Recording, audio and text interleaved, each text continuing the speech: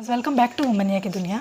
हमारी जो newborn babies हैं वो अक्सर सांस को टांग लेते हैं, चाहे वो फीड करें तब या हम उन्हें कोई दवाई पिलाएं तब वो सांस को टांग लेते हैं। ऐसा हमारे न्यूबॉर्न बेबीज़ के साथ क्यों होता है और अगर ऐसा हो तो हमें क्या करना चाहिए, इसके बारे में आज मैं आप लोगों से बात करूंगी।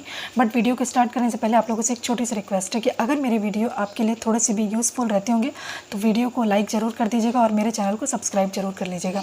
हमारी जो न्यूबॉर्न बेबीज़ हैं, या मैं अपने पर्सनल एक्सपीरियंस की बात करती हूँ कि मेरा जो बड़ा बेटा था, जब वो पहले मैं उसको एक बार मैं उसे दवाई पिला रही थी और उसने सांस को टांग लिया था। मतलब बस वो ऐसे कर रहा था और फिर उसकी सांस नहीं आ रही थी। मेरी फैमिली में जितने लोग थे सब डर गए थे, मैं खुद डर गई थी। मुझे कोई आइडिया नहीं था कि ऐसा क्यों हो रहा है और बहुत देर तक वो ऐसे ही सांस को करते ही रह गया और मैं उसको बस थपकी दे रही हूँ कि शायद दूध अटक गया होगा या दवाई अटक गई होगी, इस वजह से ऐसा हो रहा होगा।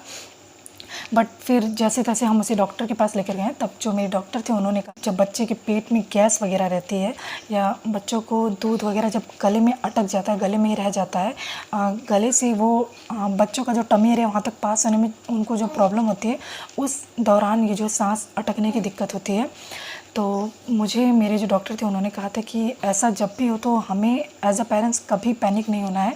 और क्योंकि हमारी जो मम्मी लोग हैं या और लोग बताते हैं तो वो कहते हैं कि ऐसा तो हमारे टाइम में था ही नहीं, हमें कुछ आइडिया ही नहीं है कि ऐसा भी कुछ होता था बच्चों के साथ। हम तो सोए रहते थे, बच्चे को लिटा के उसको दूध पिला देते थे और कभी कुछ ऐसा हुआ ही नहीं।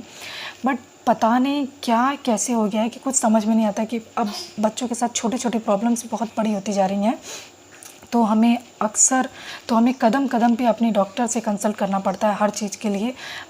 हमें अवेयर रहना पड़ेगा बच्चों के लिए कि हाँ हमें ऐसा करना चाहिए, वैसा करना चाहिए। तो ये जो सांस टांगने वाली प्रॉब्लम है मेरे बड़े बेटे के साथ भी हो चुकी थी 2-3 बार, और अब मेरा जो छोटा बेटा वो 3 महीने का हो चुका, उसके साथ भी 1-2 बार लमसम हो गया है। तो इस वजह से मुझे पता चला कि इसके लिए हमें क्या करना चाहिए और क्या नहीं करना चाहिए, क्योंकि जो भी न्यू पेरेंट्स होंगे उन्हें कोई आइडिया नहीं होगा कि इस केस में हमें क्या करना है। सबसे पहले तो बच्चों की जो दवाई होती है, जब बच्चे दवाई पीते टाइम सांस टांगते हैं, उसका एक रीज़न होता है। बच्चों की जो दवाई थी, आप देखेंगे कि उनकी जो दवाई की कंसिस्टेंसी होती है बहुत थिक होती है। तो जब भी वो बच्चों को अंदर करने में दिक्कत होगी तो इस वजह से बच्चे जो है सांस टांग लेते हैं कि वो दवाई जो गले वगैरह में रह जाती है। दूसरा रीज़न ये भी होता है कि बच्चों को कफ भी हो सकता है, बच्चों के गले वगैरह में कफ ने जकड़ लिया हो तो भी बच्चों को सांस टांगने का ये प्रॉब्लम हो जाता है। तीसरा, अगर हम बच्चे को ब्रेस्ट फीड अच्छे से बच्चे को लेके नहीं कराते हैं तो भी बच्चे सांस टांग लेते हैं कि हमने बच्चे को अच्छे से इसका सिर ऊपर करके देन हमें ब्रेस्ट फीड कराना है। अदरवाइज़ हम ऐसा नहीं करते, बच्चा आराम से रहता है या हम उसे सोते सोते दूध को पिलाएं तो भी बच्चा सांस टांग लेता है। बच्चा रोते रोते अक्सर सांस को टांग लेता है और हिचप्स लेते हुए भी अक्सर ऐसा होता है कि बच्चा 1-2 बार सांस को टांग लेता है, बट वो नॉर्मल होता है, वो बच्चा खुद से ठीक भी कर लेता है। बट अगर दवाई और दूध ये सब केस होते हैं तो फिर प्रॉब्लम हो जाता है। बट इस टाइम पे अगर बच्चे ने सांस टांगा तो हमें पैनिक करने की कोई ज़रूरत नहीं है, हमें तुरंत बच्चे को बप देना है। अगर बच्चे ने डिकार ले लिया, अगर डिकार ले लेगा तो दूध वगैरह जो है वो आराम से टमी में चला जाएगा और जो एयर वगैरह है वो सब, जो दूध के साथ बच्चे ने ले लिए वो सब बाहर आ जाती है। बट अगर बच्चा सांस टांग लेता है तो हमें बच्चे का जो सीना है वो अपने हाथ पे हाथ से रखना है और हमें उसके पेट पे फटाफट से थपकी देनी है। ये नहीं कि हमें तेज़ से उसे मारना है, फटाफट से थपकी देनी है। हाथ को इस तरह से करके, ऐसे ऐसे करके हमें थपकी देनी है। या तब भी बच्चे को, आपको लगे कि तब भी बच्चा बहुत परेशान हुआ, बच्चा प्रॉब्लम में है, तो आप बच्चे को अपने गोद में लीजिए। दैन बच्चे का जो पैर का तारू है, बच्चे का जो पैर है नीचे, वो उस पर आप ऐसे करके मार दीजिए धीरे से, तो बच्चा रो देगा तो जो उसकी सांस टांगने वाली प्रॉब्लम है वो ठीक हो जाएगी। बट ऐसा नहीं करना कि हमें बहुत तेज़ से मारना है, बहुत तेज़ से हमें थपकी देनी है, बिल्कुल भी ऐसा नहीं करना है। आराम से ही हमें बप देना है बच्चे को, या बच्चे को ऐसे सीना बच्चे को अपने हाथ पे करके ऐसे करके देना है और अपनी गोद में लेके उसके पैर पे 1-2 बार ऐसे करके मारते बच्चा रोने लगेगा।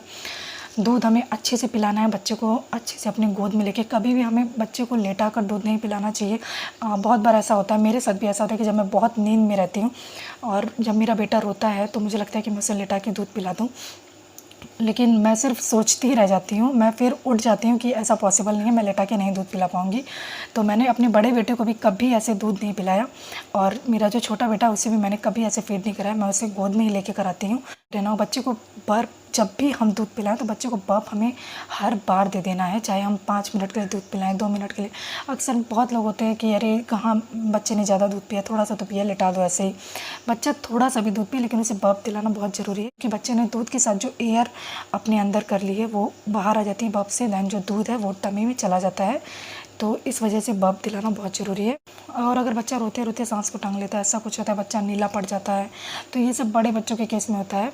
तो अगर ऐसा होता है तो इसमें बच्चों का जो ब्लड है तो अगर बच्चा इस कंडीशन में रहता है तो बच्चे में ब्लड सर्कुलेशन अच्छे से नहीं होता, अदरवाइज़ बच्चे के अंदर ब्लड की कमी होती है, इस वजह से ऐसा होता है। आई होप आप लोग को वीडियो अच्छी लगी होगी। अगर वीडियो अच्छी लगी होगी तो वीडियो को लाइक कर दीजिएगा, शेयर कर दीजिएगा, और अगर आप मेरे चैनल पर नए होंगे तो मेरे चैनल को सब्सक्राइब करके ही जाइएगा। Take care, bye bye.